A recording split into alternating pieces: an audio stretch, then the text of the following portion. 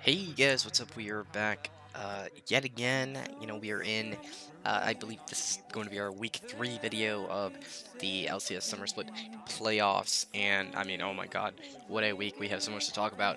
Obviously, right here we have the VOD of this is game 4 of the 100 Thieves and Evil Geniuses game from last week.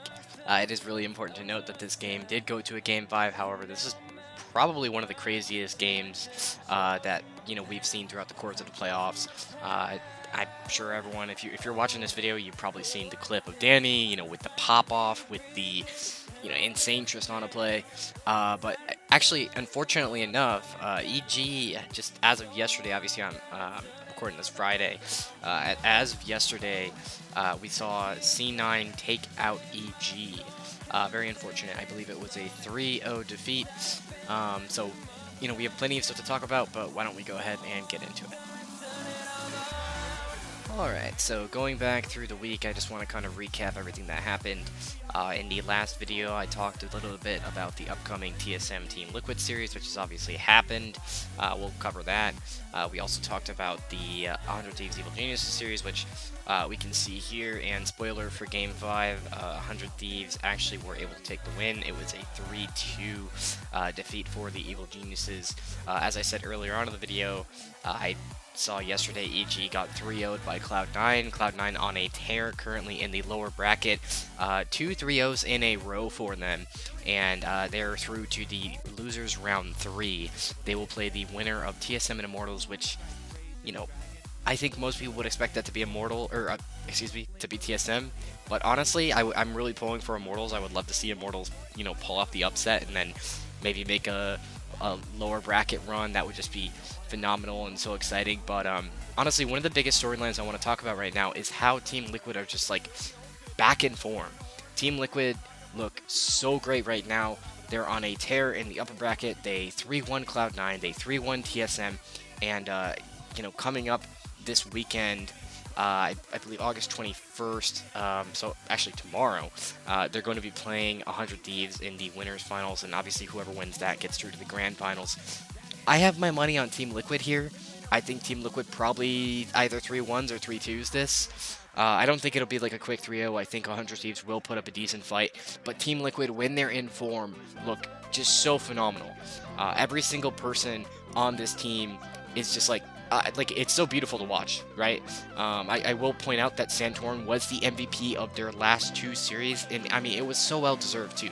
Santorin comes back from a break.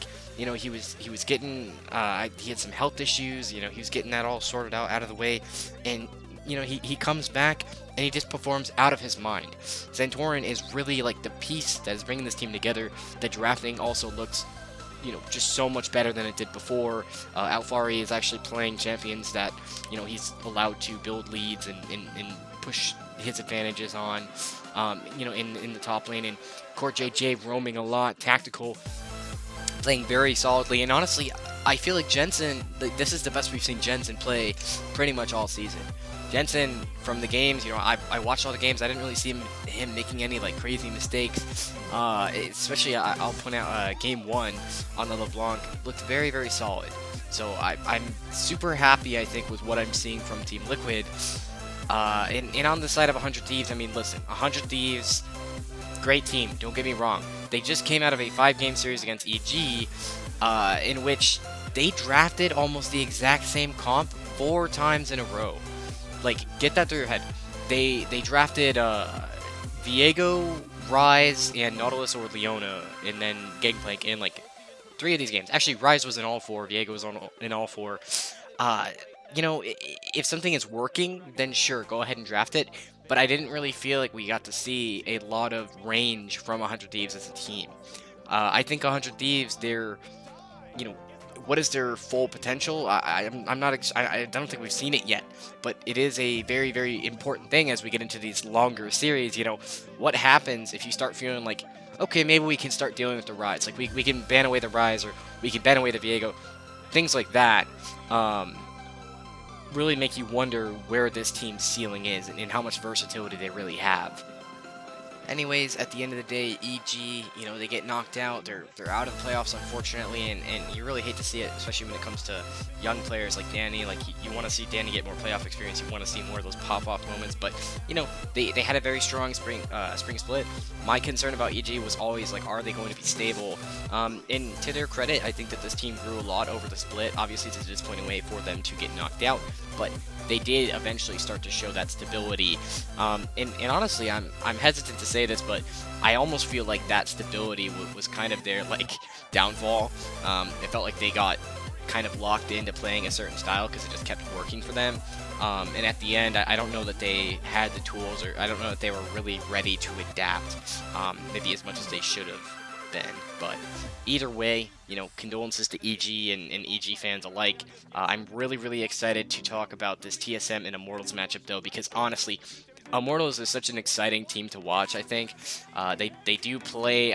They're playing tonight. I haven't looked yet, but they do play tonight, and there's so much to talk about with this team. Like, this team has been developing, you know, these group of guys for pretty long time now.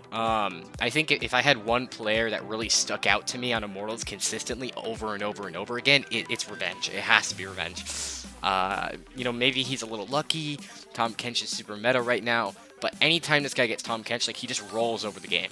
And I remember in Game 3 against Dignitas, maybe this is reflecting more poorly on Dignitas, but like, you know, he played different styles of champions. You know, he played the Tom Kench, he played the Viego, he played the Camille. And he excelled on everything. Obviously, all those champs play very different roles. But honestly, like, it was a massive top gap in that series.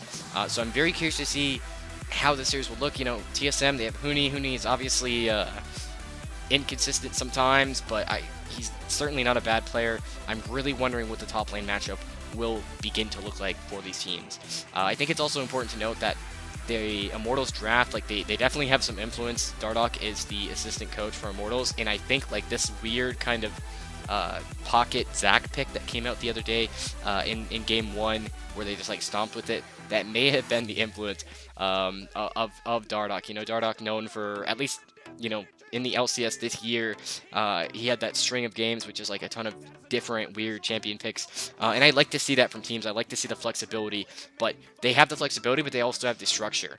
That's why I think Immortals may actually have an opportunity to win this.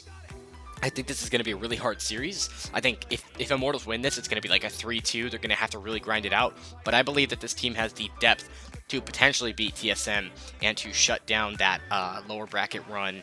You know, just keep it locked in there in place, and you know, knock TSM out. It would be a big thing for them to do, but I think that they're up to the challenge. So we will have to see. You know, tonight, Friday night, we'll have to see what Immortals are made of. Anyways, thank you guys so much for tuning in. I'm just so excited to see what the rest of the playoffs look like, but I hope you guys are enjoying the content. I've certainly been enjoying the playoffs, enjoying the games and the storylines that we're getting out of it. That's all that I have, so I will see you guys on the next one.